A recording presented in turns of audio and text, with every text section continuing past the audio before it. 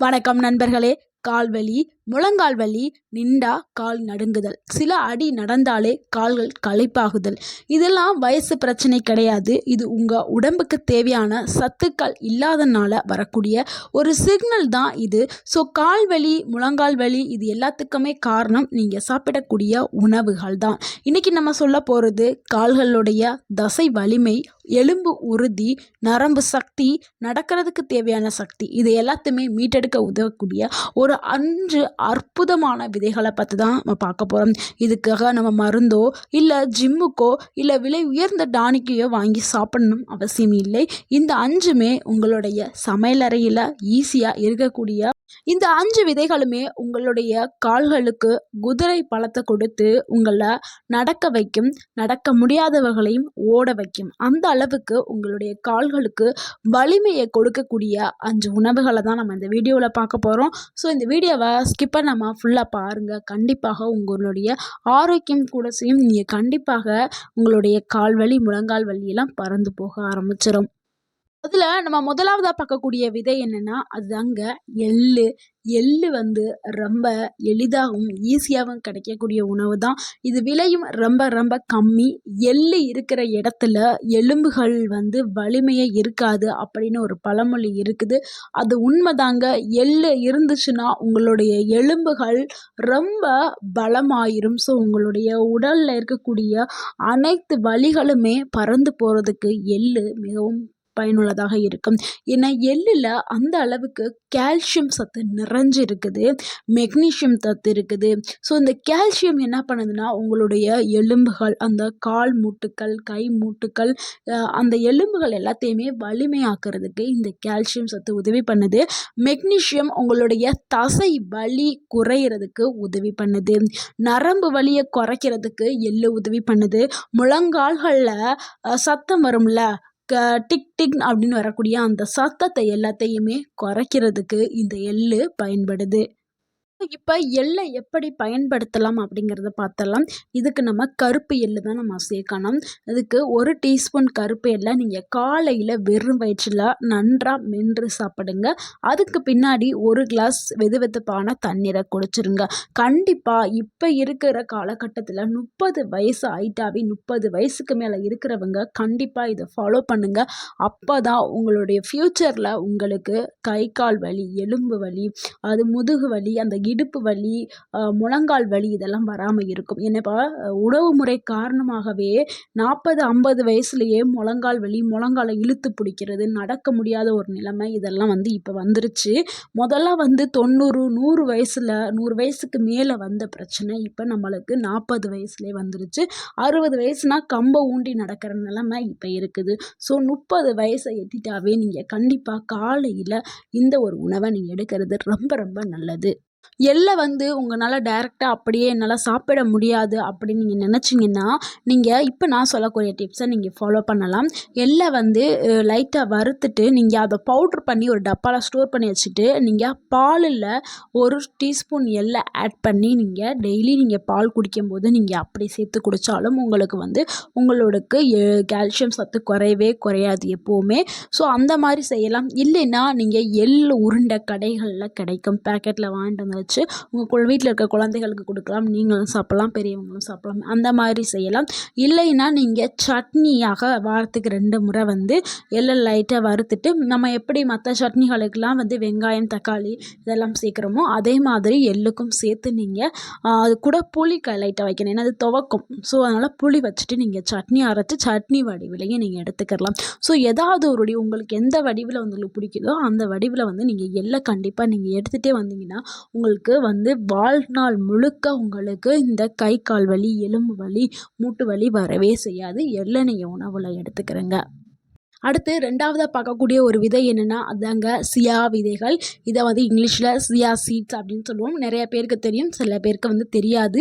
இது ஈஸியாக சூப்பர் மார்க்கெட்லேயே அவைலபிளாக கிடைக்கும். ஸோ இது ஒரு பாக்கெட்டே 30 ரூபாயிலேருந்து 40 ரூபாய் தான் இருக்கும். 36 ரூபான்னு நினைக்கிறேன்னா. இது உங்களுக்கு 1 மாதம் வரைக்கும் அந்த ஒரு பேக்கெட் உதவி பண்ணும். ஏன்னா கொஞ்சம் அமௌண்ட்டு தான் நம்ம எடுத்து யூஸ் பண்ண போகிறோம். ஃபுல் அமௌண்ட்டும் எடுத்து யூஸ் பண்ணக்கூடாது. அளவு ரொம்ப முக்கியம். இந்த சியா விதைகள் என்ன பயன்படுதுன்னா உங்களுடைய நரம்பு தசைக்கு ஒரு பவர் ஹவுஸ் அப்படின்னு சொல்லலாமா. அந்த அளவுக்கு அற்புதமான செயல்களை செய்யுது. நரம்புகளுக்கும் தசைகளுக்கும் வந்து ஒரு நல்ல பலத்தை கொடுக்கறதுக்கு இந்த சியா விதைகள் பயன்படுது. உங்களுடைய கால் பிடிப்பு, அது நைட்டு தூங்கும்போது இந்த வயதானவர்களுக்கு என்ன ஆகும்னா காலை பிடிச்சு இழுக்கும்னு சொல்லுவாங்க. அந்த காலை பிடிச்சு இழுக்கிறது இது எல்லாமே வந்து சரியாக ஆரம்பிச்சும். உங்களுடைய நரம்பு பலவீனம் சரியாயிரும். நீண்ட நேரம் நடக்கிறதுக்கு சக்தி கிடைக்கும். வாக்கிங் நடைப்பயிற்சி செய்கிறதுக்கான சக்தி எல்லாம் கிடைக்கும். கால்களில் ஏற்படக்கூடிய அந்த எரிச்சல் அந்த இது எல்லாமே வந்து சூப்பராக குறைய ஆரம்பிச்சிடும். எப்படி இந்த சியா விதைகளை வந்து நம்ம பயன்படுத்தணும் அப்படிங்கிறத பார்த்துடலாம். 1 டீஸ்பூன் சியா விதைகளை மட்டும் நீங்கள் எடுத்துகிட்டு 1 கப்பு தண்ணியில் நீங்கள் 30 நிமிடம் வந்து ஊற வைக்கலாம். ஒன்று நைட்டே நீங்கள் ஊற வச்சுட்டு தூங்கிட்டு காலையில் வெறும் வயிற்றில் எடுத்து நீங்கள் குடிக்கலாம். இல்லைன்னா நான் நைட்டு மறந்துட்டேன், காலையில் தான் நான் அப்போதைக்குன்னு செய்கிறேன் அப்படின்னா நீங்கள் வெதுப்பான சுடு தண்ணி எடுத்துக்கிட்டு சுடு தண்ணியில் வந்து இந்த சியா விதைகளை வந்து நீங்கள் ஊற வச்சிட்டிங்கன்னா அது ஒரு நல்லா ஊறிடும். நான் டேரெக்டாக வந்து சியா விதைகளை சாப்பிடக்கூடாது. அதை ஊற வச்சு தான் சாப்பிடணும். அதில் ஊறினதுக்கு அப்புறம் உங்களுக்கு இப்போ தெரியுதுல ஒரு இமேஜ், இந்த இமேஜில் இருக்கிற மாதிரி தான் உங்களுக்கு வந்து கிடைக்கும். அதை நீங்கள் 1 டீஸ்பூன் ஊற வச்சாவே நிறையா வந்துடும். நல்லா சுற்றி வந்து வெள்ளை கலரில் நல்லா பல்பியாக ஒரு என்ன சொல்கிறது, நல்லா வளன்னு ஒரு பாசி மாதிரி இருக்கும். அந்த மாதிரி வந்து அந்த விதைகள் வந்துடும். ஸோ நீங்கள் அதுக்கப்புறம் நீங்கள் அந்த விதைகளை வந்து அப்படியே நீங்கள் குடித்து நல்லா மெண்டு அப்படியே சாப்பிட்றலாம்.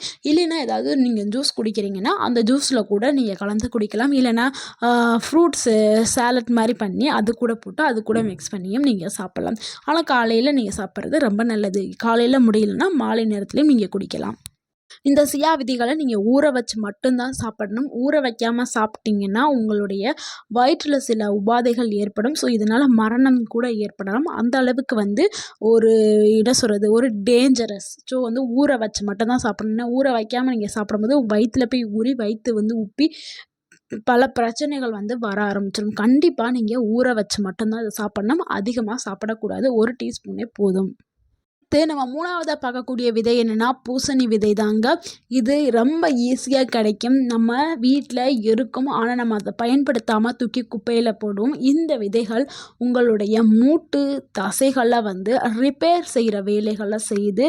ஸோ இதில் வந்து ஜிங்க் இருக்குது. இது வந்து உங்களுடைய தசைகளில் ஏற்பட்ட அந்த பழுது எல்லாத்தையுமே சரி பண்ணுறதுக்கு இந்த பூசணி விதைகள் பயன்படுது. கால்களில் பலத்தை அதிகரிக்கிறதுக்கு இந்த பூசணி விதைகள் பயன்படுது. மூட்டு வலியை குறைக்கிறதுக்கு பயன்படுது. நடக்கிற வேகத்தை கூட்டுறதுக்கு இந்த பூசணி விதைகள் பயன்படுது. இந்த பூசணி விதைகள் ஈஸியாக கிடைக்கும். இதை நம்ம எப்படி சாப்பிடலாம், எப்படி எடுக்கணும் அப்படிங்கிறத பார்த்தலாம். இதை வந்து நம்ம 6லேருந்து 8 விதைகள் வந்து நம்ம எடுத்தால் போதும். நீங்கள் வந்து நிறைய விதைகள் உங்களுக்கு கிடச்சின்னா அதை வந்து நீங்கள் லேசாக வறுத்து ஒரு டப்பாவில் ஸ்டோர் பண்ணி வச்சுட்டு ஒரு நாளைக்கு 6 இல்லைன்னா 8 விதைகள் மட்டும் சாப்பிடுங்க. மாலை நேரத்தில் சாப்பிடுங்க. இது ரொம்ப பெண்களுக்கு, வயசானவங்களுக்கு ரொம்ப வந்து ஒரு சூப்பரான உணவு, ரொம்ப உதவியான உணவுன்னு சொல்லலாம். நீங்கள் வந்து பூசணி விதை தானே அப்படின்னு நீங்கள் நினச்சிருப்பீங்க. ஆனால் இதில் வந்து இருக்கக்கூடிய சத்துக்கள் வந்து நிறையா இருக்குது. இது வந்து பூசணி விதைகளை பற்றி தெரிஞ்சவங்களுக்காக தான் தெரியும். ஸோ இதனுடைய நன்மைகள் ஏன்னா அவங்களுக்கு சாப்பிட்டவங்களுக்கு தெரியுமா, ஏன்னா அவ்வளோ நன்மைகளை வந்து கொடுக்கக்கூடியது இந்த பூசணி விதைகள். ஸோ நீங்கள் சாதாரணமாக நினச்சிட்டு தூக்கி போடாதீங்க. இனிமேல் ஸ்டோர் பண்ணி நீங்கள் சாப்பிடுங்க. அந்த விதைகளை சாப்பிட்றதுக்கு பாதாம் பருப்பு எப்படி சாப்பிட்டா ஒரு டேஸ்ட் இருக்குமோ அதே மாதிரி தான் இதனுடைய டேஸ்ட்டும் இருக்கும், நல்லாயிருக்கும். நான் சாப்பிட்டுட்டு வரேன், அதனால தான் நான் சொல்கிறேன். ஃபஸ்ட்டு எனக்கு இதனுடைய நன்மைகள் தெரியாது, தூக்கி வீசிட்டு தான் இருந்தேன். இப்போ எங்கள் வீட்டில் பூசணிக்காய் வாங்கும் போதெல்லாம் நான் அந்த விதைகளை வந்து டேரெக்டாக என்ன பண்ணேன், ஸ்டோர் பண்ண ஆரம்பிச்சிட்டேன். விதைகளை எடுத்து வெயிலில் லைட்டாக காய வச்சிடுவேன். காய வச்சதுக்கப்புறம் அதனுடைய ஈரத்தன்மை எல்லாம் போயிடும்.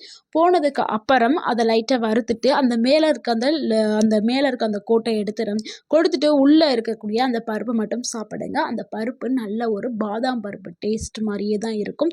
ஸோ எல்லாருமே சாப்பிடலாம், குழந்தைகளுக்கும் கொடுக்கலாம். நிறைய நன்மைகளை கொண்டது இந்த பூசணி விதைகள். அடுத்து 4வது நம்ம பார்க்கக்கூடிய ஒரு விதை என்னென்னா அதுதாங்க ஆளி விதை. இந்த ஆளி விதை என்ன பண்ணுதுன்னா உங்களுடைய அனைத்து வலிகளையுமே தடுக்கிறதுக்கு ஒரு இயற்கை மருந்தாக அது செயல்படுது. ஸோ வலிகள் எல்லாத்தையுமே கம்மி பண்ணுறதுக்கு, குறைக்கிறதுக்கு, தடுக்கிறதுக்கு இந்த ஆளி விதைகள் பயன்படுது. மூட்டுகளில் ஏற்பட்ட அந்த வீக்கத்தை குறைக்கிறதுக்கும், கால் வலியை மெதுவாக குறைய வைக்கிறதுக்கும் இந்த ஆளி விதைகள் பயன்படுது. நரம்புகளில் ஏற்பட்ட அலர்ஜியை குறைக்கிறதுக்கும் இந்த இந்த ஆளி விதைகள் பயன்படுது. இந்த ஆளி விதையை எப்படி பயன்படுத்தணும்னா, ஆளி விதையை லேசாக வறுத்துட்டு அதை பொடியாக்கிட்டு 1 டீஸ்பூன் வந்து நீங்கள் சாதத்தில் போட்டும் சாப்பிட்லாம், இல்லை தயிரில் போட்டும் நீங்கள் எடுத்துக்கிடலாம். ஆனால் அதிக அளவில் இந்த ஆளி விதைகளை சாப்பிடக்கூடாது. நம்ம 5வதா பார்க்கக்கூடிய ஒரு விதை என்னன்னா, அதுதாங்க உங்களுடைய சமையலறையில ஈஸியா கிடைக்கக்கூடியது வெந்தயம். வெந்தயம் தசை நரம்பு சக்தியை கூட்டக்கூடிய ஒரு விதை தாங்க. இதை நீங்கள் சாப்பிட்டுட்டுனா காலையில் ஏற்படக்கூடிய அந்த சோர்வு குறைய ஆரம்பிக்கும். உங்களுடைய நீரிழிவு, அதாவது சர்க்கரை நோயாளிகள் இருப்பாங்கள்ல, அவங்களுக்கு கால்வலி வரும். அதாவது சர்க்கரை நோயால் சிலருக்கு கால்வலி ஏற்படும், ஸோ நரம்பு வலி ஏற்படும். அந்த வலி எல்லாத்தையும் குறைக்கிறதுக்கு வெந்தயம் சூப்பராக உங்களுக்கு பயன்படும். தசைகளை ஸ்ட்ராங் ஆக்குறதுக்கு வெந்தயம் பயன்படும். ஸோ வெந்தயத்தை எப்படி பயன்படுத்தணும்னா, நீங்கள் 1 டீஸ்பூன் வெந்தயத்தை இரவில் தண்ணீரில் ஊற வச்சுட்டு காலையில் அதை மென்று சாப்பிடணும், தண்ணீரை குடிக்கணும். இல்லைன்னா நீங்கள் வெந்தயத்தை லைட்டாக வறுத்துட்டு அதை பவுட்ரு பண்ணி கூட நீங்கள் ஸ்டோர் பண்ணி வச்சு நீங்கள் சாப்பிடலாம். ஸோ இது ரொம்ப ரொம்ப சர்க்கரை நோயாளிகளுக்கு ஒரு சூப்பரான அருமையான மருந்துன்னு சொல்லலாம். அந்த அளவுக்கு வந்து உங்களுடைய கால்வலி, கைவலி, சர்க்கரை நோயாளிகள் எல்லாத்தையுமே வந்து குறைக்கிறதுக்கு இது உதவி பண்ணும். இந்த 5 விதைகளும் என்கிட்ட இருக்குது அப்படின்னு சொல்லிட்டு ஒரே நாளில் இந்த 5 விதைகளையும் நீங்கள் அதிகமாக சாப்பிடக்கூடாது. இது வந்து பிரித்து தான் சாப்பிடணும். அது எப்படி சாப்பிட்ணும் நான் பின்னாடி சொல்கிறேன். அதுக்கு முன்னாடி இந்த விதைகளை யாரெல்லாம் சாப்பிடலாம், யாரெல்லாம் சாப்பிடக்கூடாது அப்படிங்கிறத பார்த்துடலாம். சிறுநீரக பிரச்சனை இருந்துச்சுன்னா அவங்க உங்களுடைய மருத்துவர்கிட்ட கேட்டதுக்கு அப்புறம் தான் இந்த விதைகளை வந்து நீங்கள் சாப்பிடணும். அதான் அப்படி சாப்பிட்டா தான் உங்களுக்கு நல்லது. ஏன்னா ஒவ்வொருத்தவங்களுடைய உடலும் ஒவ்வொரு மாதிரி இருக்கும். அதே மாதிரி இந்த விதைகளை வந்து நீங்கள் 3 மாதம் வந்து தொடர்ந்து சாப்பிட்டுட்டே வந்தீங்கன்னா உங்களுக்கு முழுமையான பலன் வந்து உங்களுக்கு கிடைக்க ஆரம்பிக்கும். ஸோ ஒரு நாளைக்கு எவ்வளவு விதைகள் எப்படி எல்லாம் சாப்பிட்லாம் அப்படிங்கிறத பார்த்தலாம். காலையில் நீங்கள் எள்ளு வந்து 1 டீஸ்பூன் வந்து எடுத்துக்கிறங்க. காலையில் எள்ளு எடுக்க முடியலைன்னா வெந்தயத்தை ஊற வச்சு நீங்கள் எடுத்துக்கிறங்க. ஆப்ஷன் தான், ஓகேங்களா. எள்ளு இல்லைன்னா வெந்தயம் காலையில் எடுத்துக்கிறங்க. சாயந்தரம், அதாவது மாலை நேரத்தில் நீங்கள் என்ன பண்ணணும்னா சியா விதைகளை எடுக்கலாம், இல்லைன்னா பூசணி விதைகளை வந்து எடுத்துக்கிறலாம். ஸோ மாலை நேரத்தில் நீங்கள் பூசணி விதைகள் எடுத்திங்கன்னா 6லேருந்து 8 விதைகள் வந்து எடுத்துக்கிறலாம். சியா விதைகள் வந்து 1 டீஸ்பூன் மட்டும்தான் எடுத்துக்கிறேன்னா, இரவில் வந்து நீங்கள் ஆளி விதையை வந்து நம்ம பவுட்ரு பண்ணி வச்சுக்க சொன்னோம்ல, அது 1 டீஸ்பூன் வந்து நீங்கள் எடுத்துக்கிறலாம். ஸோ இந்த மாதிரி தான் நீங்கள் எடுக்கணும். ஸோ எல்லாமே இருக்குது அப்படின்னு சொல்லிட்டு ஒரே நேரத்தில் சாப்பிடக்கூடாது, ஒரே நாளில் சாப்பிடக்கூடாது. ஆப்ஷன் வச்சு காலையில் எது சாப்பிடணுமோ அதைத்தான் காலையில் சாப்பிடணும், மாலை நேரத்தில் எது சாப்பிடணுமோ அதைத்தான் சாப்பிடணும். அப்போ தான் உங்களுக்கு முழுமையான பலன்கள் வந்து வர ஆரம்பிக்கும். இதை சாப்பிட்ட நாட்களில் என்ன மாற்றம் ஏற்படும் அப்படிங்கிறத பார்த்தலாம். இதை நீங்கள் சாப்பிட்ட 15 நாட்கள்லேயே உங்களுக்கு வலி சூப்பராக குறைஞ்சிருக்கும். 30 நாட்களில் நீங்கள் நடக்கிறதுக்கான அந்த சக்தி வந்து கூட ஆரம்பிச்சிருக்கும். 60 நாளில் உங்களுடைய தசைகள் எல்லாமே நல்லா ஸ்ட்ராங்காக உறுதியாக இருக்க ஆரம்பிச்சிடும். 90 நாட்களில் நீங்கள் ரொம்ப இளமையாக இருப்பீங்க. அந்த அளவுக்கு ஃபீல் பண்ணுவீங்க. இளமையான ஒரு தோற்றத்தை நீங்கள் ஃபீல் பண்ண ஆரம்பிப்பீங்க.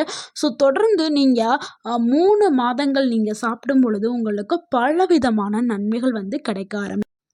நண்பர்களே, இந்த வீடியோ உங்களுக்கு பயனுள்ளதாக இருந்திருந்தால் இந்த வீடியோவுக்கு ஒரு லைக் பண்ணுங்கள். இந்த வீடியோவை உங்களுடைய ஃப்ரெண்ட்ஸ் அண்ட் ஃபேமிலிக்கு, கால் வலி இருக்கிற எல்லா நண்பர்களுக்கும் இந்த வீடியோவை ஷேர் பண்ணுங்கள். மறக்காமல் எங்கள் சேனலை சப்ஸ்கிரைப் பண்ணுங்கள், எங்களுக்கு சப்போர்ட் பண்ணுங்கள், கமெண்ட் பண்ணுங்கள். தேங்க்யூ ஃபார் வாட்சிங்.